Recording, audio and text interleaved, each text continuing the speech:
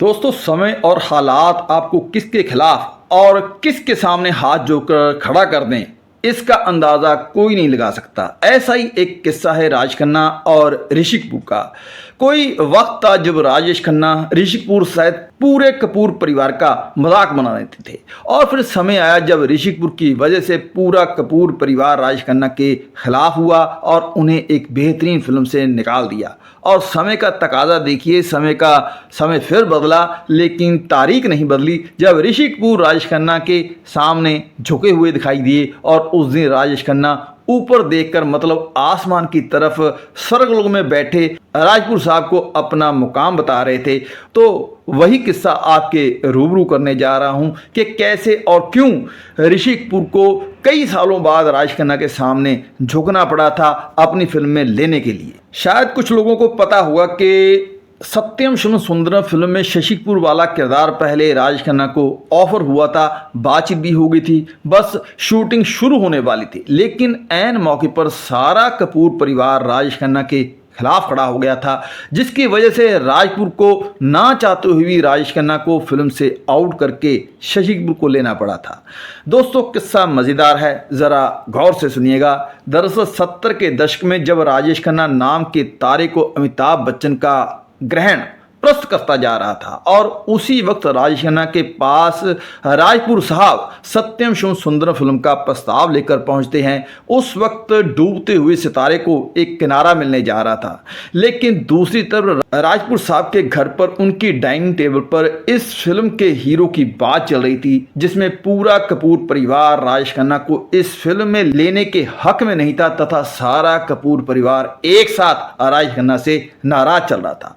ऋषि कपूर की राज खन्ना से इस बात पर नाराजगी थी कि वो बॉबी फिल्म के हिट होते ही राजेश खन्ना डिंपल कपाड़िया पर हाथ साफ कर गए थे, तथा ऋषि कपूर के साथ उनकी हम उम्र और कोई भी हीरोइन नहीं बची थी। रणधीर कपूर का गुस्सा इस बात पर था कि राजेश खन्ना ज्यादातर महफिलों में राजपूत को सस्ता, नकली, चार्ली चैपलिन कहकर बुलाया करते थे, और शम्मी कपूर सहित सभी एक साथ राजेश खन्ना को फिल्म से निकालने के लिए अड़े हुए थे। मजबूरी में राजपूत को राजेश खन्ना को सत्यम शिवम सुंदरम फिल्म से निकालना पड़ा, और उसके बाद शशि कपूर को कास्ट किया गया। सारी उम्र राजेश खन्ना यही अफसोस करते रहे कि कामयाबी के दौर में अगर उनके पांव जमीन पर रहते तो ये फिल्म उनके हाथों से न जाती। लेकिन हर किसी का समय बदलता है, ऐसे ही शतरंज के मोहरे भी पलटे। किसी समय उन्हें फिल्म से निकालने में सबसे बड़ा हाथ ऋषि कपूर का माना जाता था, और राजपूत ने भी बिना झिझक के राजेश खन्ना के सामने ऋषि कपूर का ही नाम लिया था। और वो दिन और तारीख तक राजेश खन्ना को याद रही जब राजपूत ने राजेश खन्ना को फिल्म से आउट किया था। तब 29 दिसंबर था, लेकिन फिर कई साल बीत गए। जब समय बदला, ऋषि कपूर खुद चलकर राजेश खन्ना के पास गए और उन्हें अपनी फिल्म में काम करने की गुजारिश की। वो तारीख भी 29 दिसंबर ही थी।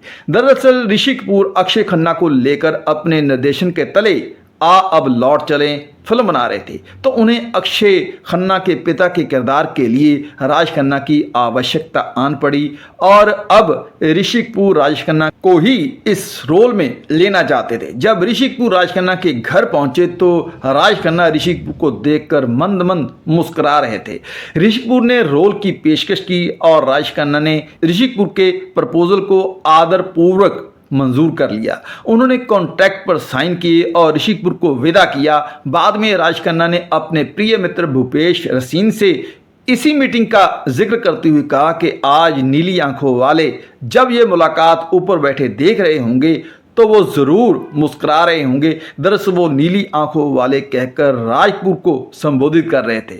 जब इस किस्से की सत्यता के लिए भूपेश रसीन से संपर्क किया गया तो उन्होंने भी इस कहानी की पुष्टि की। दरअसल जब पूरा कपूर परिवार राज खन्ना को फिल्म में लेने के खिलाफ था, तो ऋषि कपूर सबसे पहले राज खन्ना के विरोधी बनकर सामने आए थे, और बाकी सारा कपूर परिवार ऋषि कपूर के साथ सहमत दिखाई दे रहा था। जब राज कपूर ने सोचा कि अगर राज खन्ना नहीं तो और किसको इस किरदार में कास्ट कर सकते हैं। सबसे पहले राजपूर ने ऋषि कपूर को लेने के बारे में सोचा था, लेकिन ऋषि कपूर उस वक्त उस रोल के लिए, उस किरदार के लिए बहुत छोटे थे।